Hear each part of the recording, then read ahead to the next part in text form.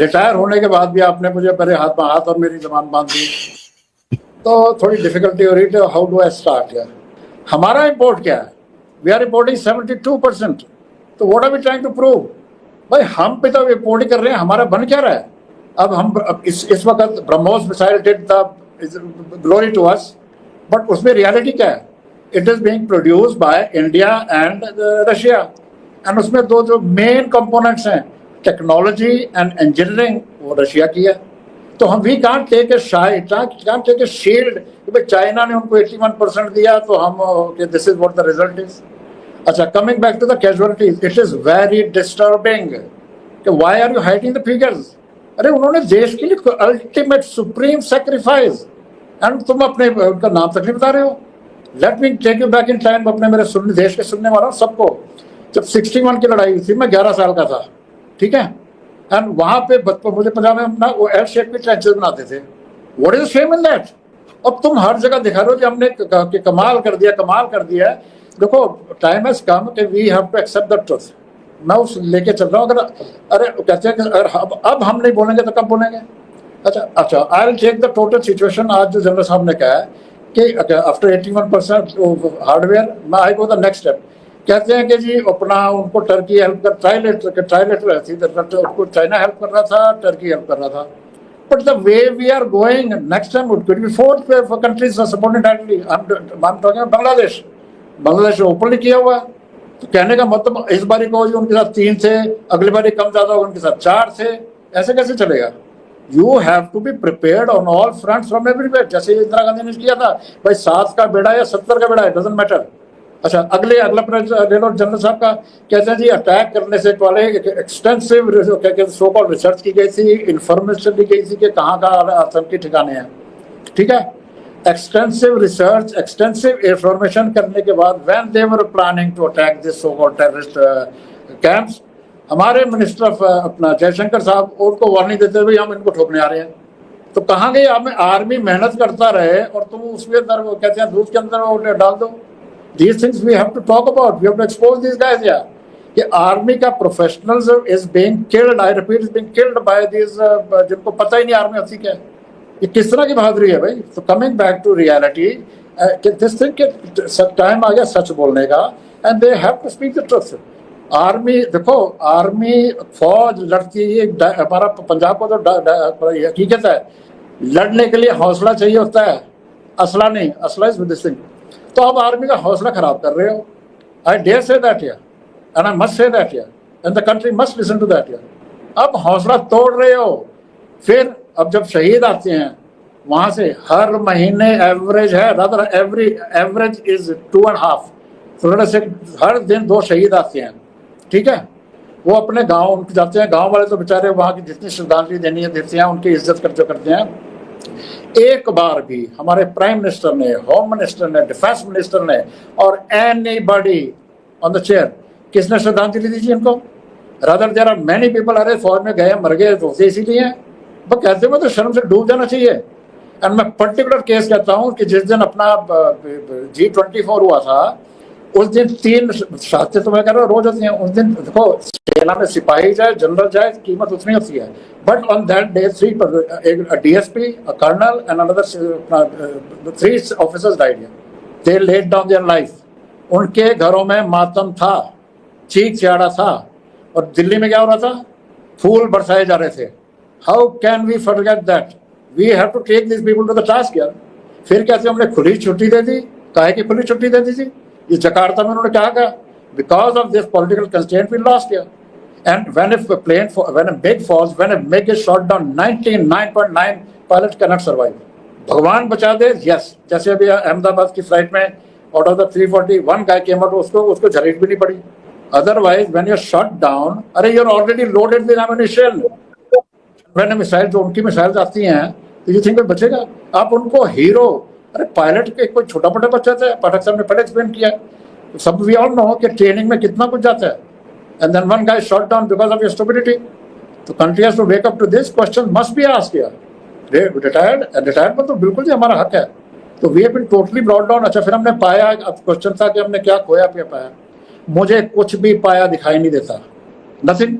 अच्छा, again punch line, one the most disturbing line by this general साहब was कि at the most appropriate time, this is the newspaper में, Indian अपना tribune हमारी में, at the most appropriate time masterly stroke was done and वो क्या कहते हैं, युद्ध विराम कर दिया गया था। अरे कमाल करते हो भाई, इतना झूठ है। ये जंग किसने रुकवाया, क्या कहते हैं, सारी दुनिया जानती है यार, घड़ी का रिपीट। ट्रंप क्या क्या सक गया, एक बार भी हमारे प्राइम मिनिस्टर साहब ने जबान से नहीं निकला। और जिसे कहते हैं, एक मिनट में, जैसे सबसे जैसे मोस्ट डिस्टर्बिंग थिंग, थोड़े दिन पहले आया था कि हमारे प्राइम मिनिस्टर साहब ने ट्रंप साहब के साथ आधा घंटा बात की। Anybody believing that will be fooling himself. अरे इसको हिंदी नहीं आती, इसको इंग्लिश नहीं आती, क्या बात की होगी जी? Simple question. ये जब बाहर जाते हैं तो दो पीछे बैठे होते हैं अपना इंटरप्रेटर। तो अच्छा, फिर उसके देखिए मजबूरी देखिए, अपना मिस्त्री साहब, विक्रम मिस्त्री, अब मतलब किसे कहते हैं, सीनियर मोस्ट सीजनड अपना ब्यूरोक्रेट, वो जब बोल रहे थे उनकी दिख रहा था कि बेचारों से झूठ बोला जा रहा है। मैं रिपीट कर रहा हूँ, झूठ बोला जा रहा है। Why do I say that? क्योंकि हमारे एक जनरल साहब से झूठ बुलवाया गया। कैसे झूठ बुलवाया गया? ये जब 4 दिन स्कर्मिशेस हुए थे हमारे, ये कहते हैं जी हमने गोल्डन टेम्पल के ऊपर वो एंटी लगाई है। सफेद झूठ। अगर आप एक general, if a general can be forced to speak not the truth और to make to speak lies, तो रह क्या गया है? At the same time come on that I am definitely disturb with our senior generals in command. Where is the spine यार? आप झूठ कैसे बोल सकते हो? ये चीजें बंद होनी पड़ेगी तब जाके। अरे जब तक वो बचपन से देखिए, आप किसी की गलती छुपाते रहेंगे, वो बड़ा होकर खलनायक बनेगा ही बनेगा।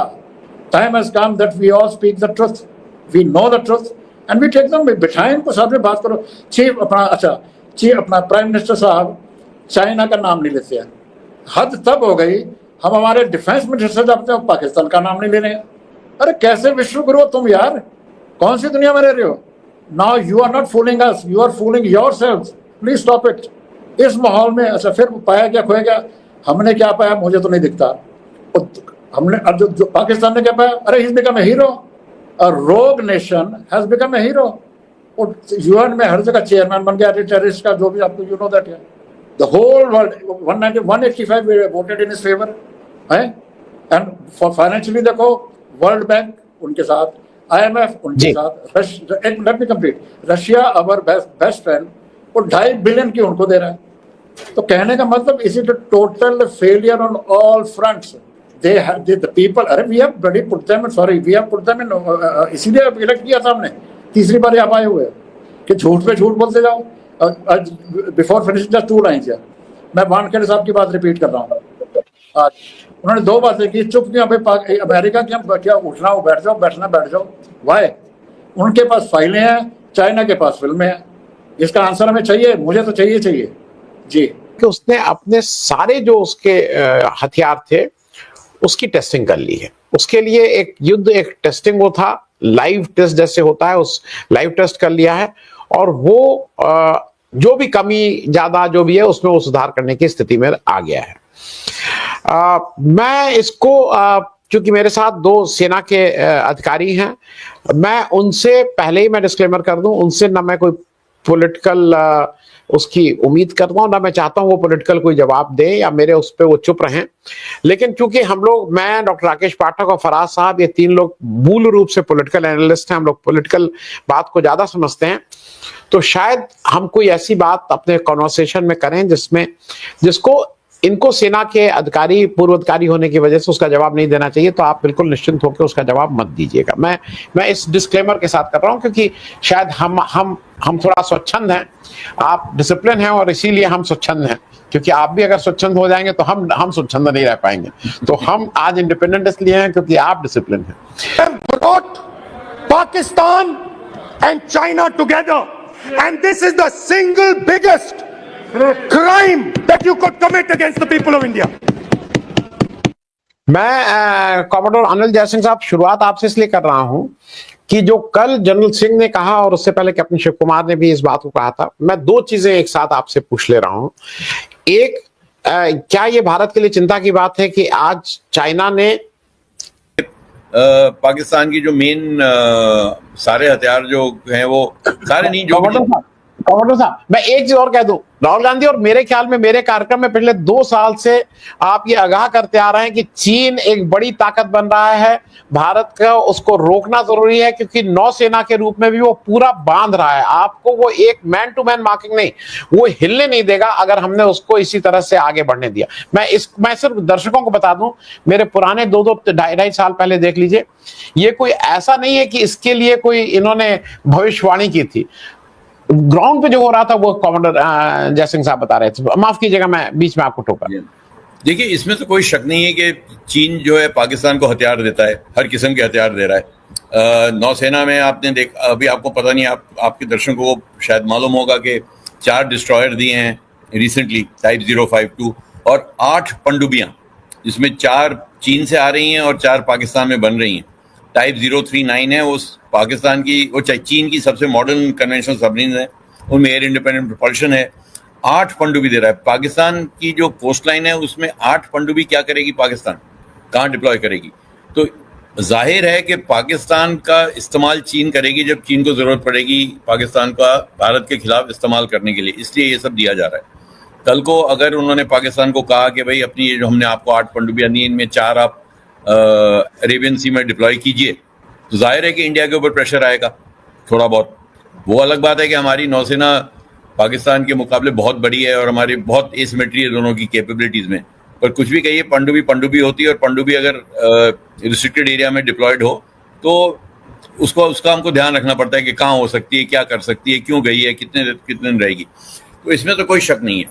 जहाँ तक दूसरा सवाल है, ये भी बिल्कुल जाहिर है कि चीन ने हमारा न सिर्फ अपने हथियारों की टेस्टिंग हो गई, उनके हमारे हथियारों की भी टेस्टिंग हो गई। उन्होंने देख लिया हमारे एयर डिफेंस कैपेबिलिटी क्या है, हमारे क्या गैप्स हैं, हम क्या क्या फायर कर सकते हैं, क्या क्या हमारी वेपनरी है बॉर्डर पे। तो जाहिर ये तो सही बात है कि चीन को काफ़ी इससे नॉलेज मिली होगी।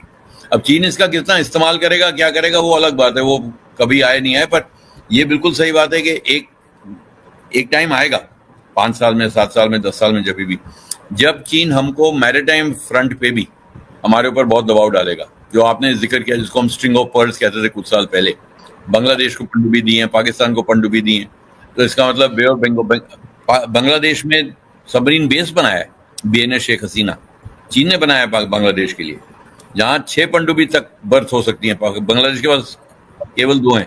तो जब पाकिस्तान, चीन की अगर आप लिमिटेशन देखें उसकी नौसेना, मैं नौसेना की बात कर सकता हूँ, अगर उसकी आप नौसेना की लिमिटेशन देखें तो उनकी पनडुब्बियों की लिमिटेशन ये थी कि चीन के मेनलैंड से बंगाल की खाड़ी या अरब सागर में आने के लिए उसको 7000 किलोमीटर एक वन वे ट्रांजिट करना है और 7000 किलोमीटर वापस जाना है। मतलब उसकी जो इंड्योरेंस है उसमें 14000 किलोमीटर उसके आने जाने में ही लग जाएंगे। तो वो कितने दिन तक इस इंडियन ओशन में डिप्लॉय हो सकती है, ये उनका चैलेंज था। चीन ने इसका पूरा फायदा उठाया है, इस जो 3 दिन का युद्ध हुआ हमारा, या जो भी स्कर्मिश हुआ, और इसका हमको बहुत ध्यान रखना पड़ेगा, केयरफुली इसको असेस करना पड़ेगा, केयरफुली इवैल्यूएट करना पड़ेगा, और हमें क्या स्टेप्स लेने अगले 3-5 साल में इसको कम। इसमें तो कोई शक की बात नहीं है। जहाँ तक आपके दूसरे सवाल का जवाब है, मैं बिल्कुल आपसे सहमत हूँ कि भारत की एक रेपुटेशन थी कि हम अपने जवानों की इतनी इज्जत करते हैं कि हम कभी ऐसा नहीं होगा कि, तो मैं अभी भी ये मानना चाहूँगा कि हम अभी भी उन्हीं प्रिंसिपल्स पे ऑपरेट कर रहे हैं, और इस बार जो हुआ है वो उससे कोई फ़र्क नहीं है कि अगर कोई कैजुअल्टी एडमिट नहीं की गई है कि हुई है, तो मैं ये चाहूँगा मानना कि नहीं हुई है। अब उसके आगे कहना बहुत मुश्किल है कि क्या एक्चुअली हुआ। पर इसमें आप पूरी तरह से सहमत हूँ कि अगर ऐसा कुछ हुआ है तो इसको ट्रांसपेरेंट होना चाहिए और हमें पूरा मान सम्मान देना चाहिए अगर कोई शहीद हुआ है तो हमारे देश से। जी नहीं। और कमांडर साहब, मैं एक चीज बताऊं, हो क्या रहा है ना कि आजकल एक नया चीज है, ये नहीं कह रहे हैं कि नहीं हुआ, भाई या तो बता दीजिए साफ साफ कि नहीं हुआ है कुछ।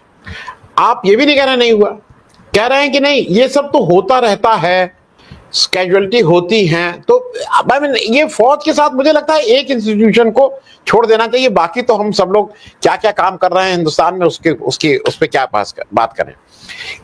मैं कैप्टन साहब आपके पास आऊं उससे पहले डॉक्टर राकेश पाठक से मैं पॉलिटिकल बात कर लूं।